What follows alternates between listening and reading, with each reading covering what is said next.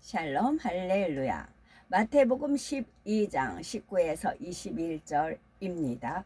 그는 다투지도 아니하며 들레지도 아니하리니 아무도 길에서 그 소리를 듣지 못하리라.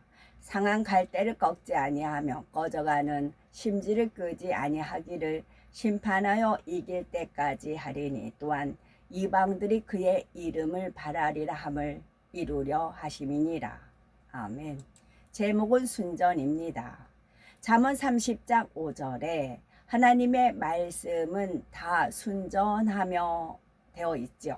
순전이라는 뜻은 순수하고 완전함을 말합니다. 순전한 사람이란 일반적으로 덕행이 있는 사람을 가리키지요. 성경 욥기에 보면은 욥에 대해 순전하고 정직하며 하나님을 경외하며 악에서 떠난 자라 표현을 하죠. 물론 이때의 욥은 중심의 악까지 버린 것은 아니었지만 행위적으로 하나님 앞에 범죄하지 않았고 고아와 과부를 돌아보는 등의 많은 덕행이 있었지요. 그러니 성령 시대가 아닌 구약 시대의 사람 중에서는 그래도 순전하다 인정받았던 것입니다. 그러나 하나님께서 원하시는 순전함의 수준은 이 정도가 아니죠. 행함으로만이 아니라 마음의 악도 버린 흠도 티도 없이 깨끗한 마음, 그 마음도 순수하기는 하지만 완전하다 할 수는 없죠. 이 성결한 마음 안에 하라 지키라 하신 말씀, 진리와 깊은 선과 사랑을 온전히 채울 때 완전하다 할 수가 있는 거죠. 바로 하나님께서 원하시는 것이 바로 이 순수함과 완전함을 모두 갖춘 모습입니다. 엘리야, 에녹, 아브라함, 모세와 같은 분들이죠. 그런데 이들보다 더 순전한, 가장 순전하신 분이 바로 우리 주 예수님이시죠. 예수님의 순전함을 함축적으로 표현한 구절이 바로 이 말씀만 온전히 양식 삼아도 참으로 순전한 사람, 곧 영의 사람인 것입니다. 그것은 이 한 구절은 바로 예수님은 누구와도 다투지 않으셨다는 거지요. 첫째, 예수님께서는 누구와도 다투지 않으셨습니다. 예수님께서는 이 땅에서 사역하시는 동안 누구와도 걸리지 않고 다툼이 없으셨으며 모든 일을 원망과 시비가 없이 화평 속에 이루었지요. 사역을 거꾸로 하면 역사라 했어요. 히스토리, 역사가 예수님의 사역이십니다. 육으로도 선한 부모의 양육을 받으셨고 어릴 적부터 오직 하나님의 말씀에 순종하셨죠. 공생의 기간에도 전국 복음을 전하셨을 뿐만이 아니라 병들고 연약한 사람들을 고쳐주셨고 소외 당하는 사람들에게는 친구가 되어주심으로 삶의 새 소망을 갖게 해주셨죠. 그런데 이처럼 선한 일만 하셨는데도 예수님을 배척하고 대적하며 어찌하든 잡아 죽이려고 하는 사람들이 있었던 겁니다. 당시 사회의 기득권자였던 제사장들과 대제사장들 그리고 서기관들과 율법학자들, 바리새인들이었죠. 그들은 참빛 대신 예수님으로 인해서 자기들의 악함이 드러나는 것을 견디지 못했던 것입니다. 그래서 어찌하든 올무를 잡고자 여러 가지 말로 예수님을 시험하기도 하였죠. 그때마다 예수님께서는 이들의 악한 의도를 아시면서도 그들을 미운 감정이나 불편한 마음으로 대하지 않으셨습니다. 오직 그들이 하나님의 참뜻을 깨달을 수 있도록 선하고 지혜로운 말씀을 일러주실 뿐이었죠. 그래도 그들이 깨우치지 못할 때는 변론하거나 다투지 않으셨고 조용히 물러나셨습니다. 십자가 구원의 섭리를 이루기 위해 유대 병정들에게 잡히신 후 법정에서 신문 받으실 때도 아무 죄가 없으심에도 불구하고 아무런 변론도 어떤 항변도 하지 않으셨죠. 아버지 하나님의 섭리를 깨닫게 하기 위해 몇 마디 하신 것 외에는 변론하실 기회가 주어져도 아무런 말씀을 하지 않으셨습니다. 이처럼 예수님께서는 애매히 고난을 받으면서도 오직 아버지 하나님의 뜻을 온전히 이루기 위해 아무와도 다투지 않으셨던 것이지요. 오히려 사단 마귀의 사주를 받아 무지한 예수님을 정죄하며 해를 가하고 어찌하면 잡아 죽이려는 그들을 불쌍히 여겨 그들을 위해 중보 기도를 하셨습니다. 그런데 우리 중에는 상대가 우리에게 어떤 해를 가한 것도 아니요 애매히 공경에 처하게 한 것도 아닌데 단지 내 마음에 맞지 않는다는 이유로 불편하게 여기지는 않으시는지요. 상대와 의견과 생각이 다르면 부딪히고 좋지 않은 감정이 일어나 변론하거나 다투는 분은 안 계시는지요. 몇 번은 참지만 반복되는 애매한 일을 다투지는 않는지요. 이 사람만큼은 이 일만큼은 도저히 참을 수 없다 하거나 내가 부딪혀서라도 상대의 옳지 않음을 깨우쳐 주어야겠다라고 생각하시지는 않으시는지요. 그렇게 해서라도 상대가 깨우치고 돌이킨다면 좋겠는데 그리 아니했을 때의 결과는 어떠합니까? 화평이 깨지고 오히려 감정이 더 쌓여 서로 사이가 좋지 않게 되는 것을 볼 수가 있는 거죠. 주님도 악으로 나오는 상대에게 가르쳐서 그들이 이해하고 회개하며 돌이킬 수 있었다면 말씀하셨을 것입니다. 하지만 말해봐야 변론밖에 되지 않을 터이니 차라리 피하셨던 것이죠.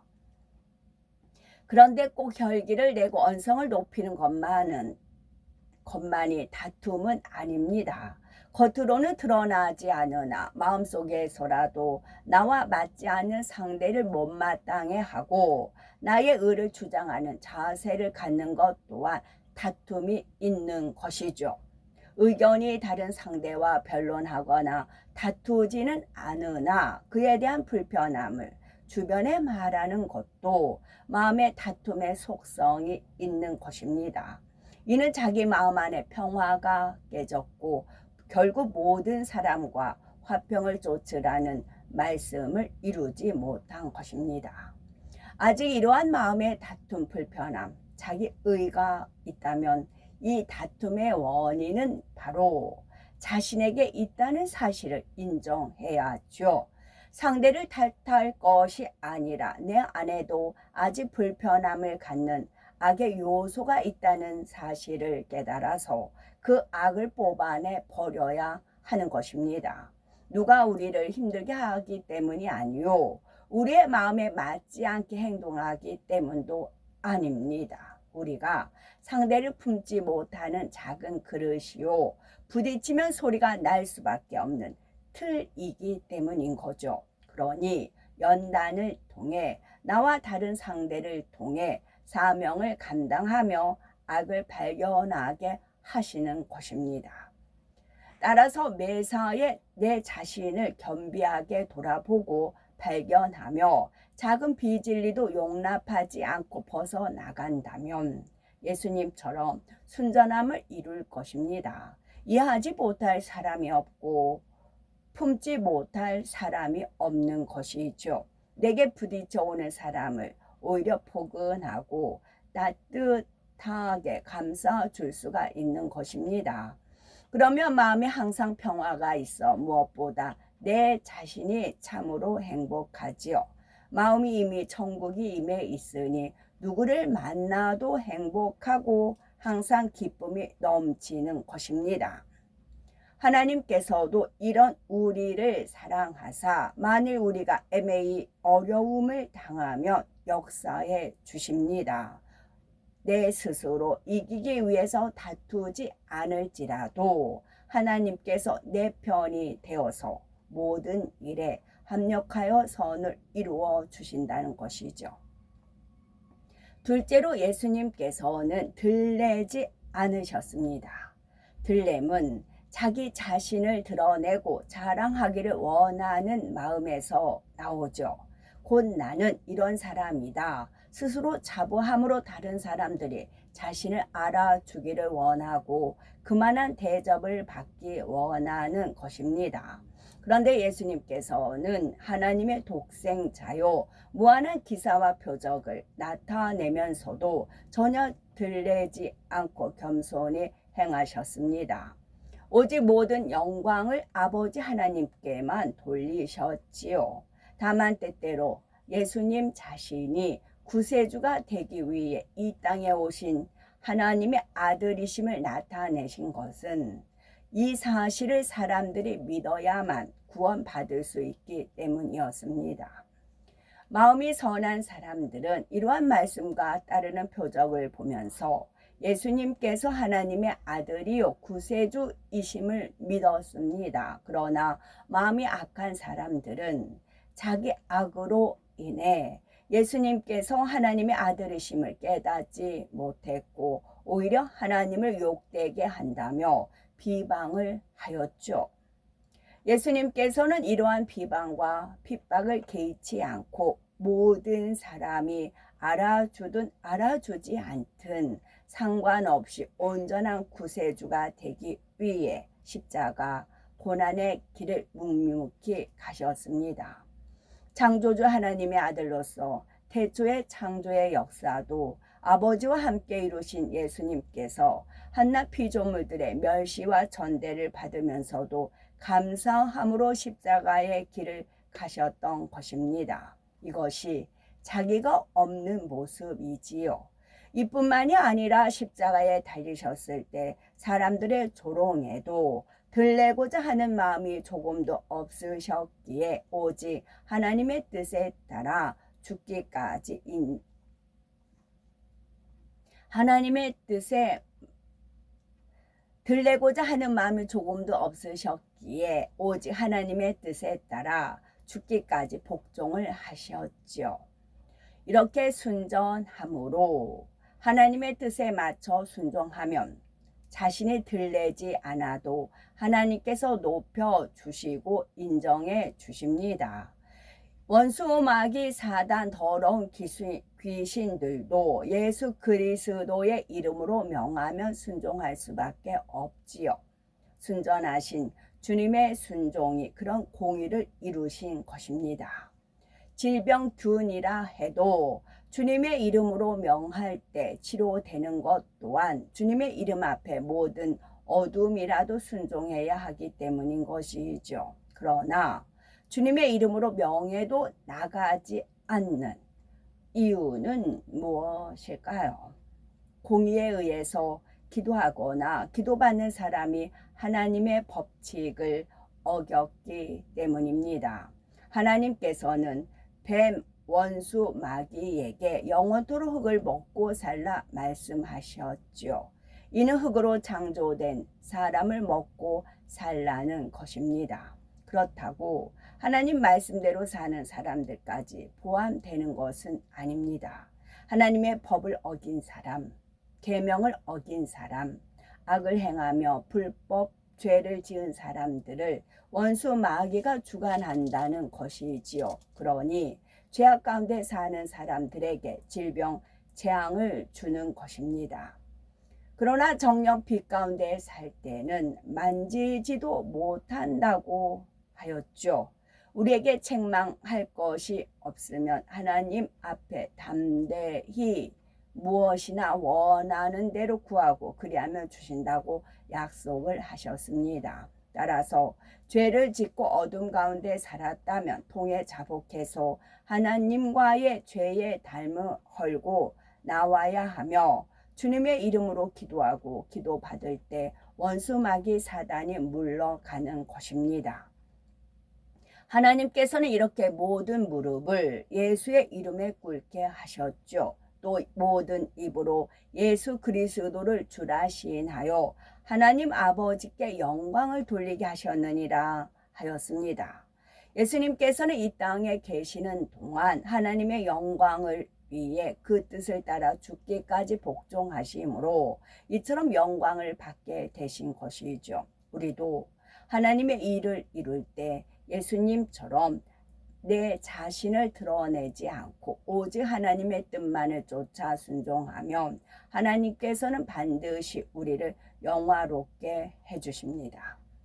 그런데 많은 사람이 주 안에서 자신이 한 일에 대해서 누군가 알아주기를 원하고 그 공로를 드러내고 싶어 합니다. 또 자신이 기대한 만큼 인정받지 못하고 자기 생각에 합당한 대접을 받지 못하면 힘들어하고 서운해하기도 하죠. 누가복음 14장 11절에 무릇 자기를 높이는 자는 낮아지고 자기를 낮추는 자는 높아지리라 하였고, 고린도 후서 10장 18절에는 옳다, 인정함을 받는 자는 자기를 칭찬하는 자가 아니요 오직 주께서 칭찬하시는 자니라 했습니다. 만군의 여호와 하나님의 인정과 칭찬을 받아 하나님께서 높여 주실 때 그것이 참인 거죠. 그때도 중심으로 모든 영광을 하나님께만 돌리고자 하는 마음이 되어야 합니다. 초신자 때는 작은 것을 응답받아도 역사해 주신 것에 감사하며 영광을 온전히 하나님께 돌리죠.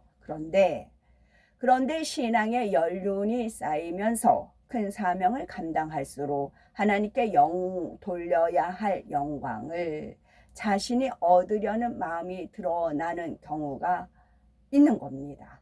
입술로는 주님의 은혜로 이루었습니다 라고 고백을 하지만 한편에서는 나도 믿음과 순종이 있었기에 이만큼 하나님의 역사를 나타내었다라는 마음이 생기는 것입니다. 혹여 이런 마음이 내 자신에게 있지는 않은지 살펴보시고 나는 없고 오직 하나님과 주님만 있는 영의 일꾼이 되셔야 되겠죠. 사도 바울은 크고 놀라운 권능의 역사로 많은 영광을 돌렸지만 한결같은 마음으로 주님의 은혜와 사랑에 감사했으며 모든 영광을 하나님께만 돌렸습니다. 이처럼 나도 순전한 마음으로 영광 돌리심으로 하나님께서도 우리의 영광을 구해 주시며 높여 주시길 바라지요. 또 주님의 순전하심과 같이 누구와도 다투지 않고 모든 사람과 화평함과 거룩함을 쫓아 주님 품에 안길 수 있는 우리가 되셔야 되겠습니다. 아멘. 샬롬.